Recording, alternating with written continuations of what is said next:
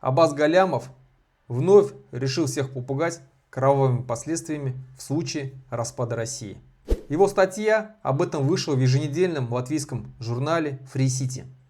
Называется она «Призывы к распаду России цементируют социальный фундамент власти Путина». Итак, он пишет: «Россияне помнят, что распад СССР сопровождался большим количеством этнических конфликтов. Алматинские и Ферганские погромы, резня в Сумгаите и Ошской области, войны в Нагорном Карабахе, Таджикистане и Приднестровье, грузино-абхазские, грузино-осетинские, осетино-ингушские конфликты. В конце концов, две наших чеченских войны.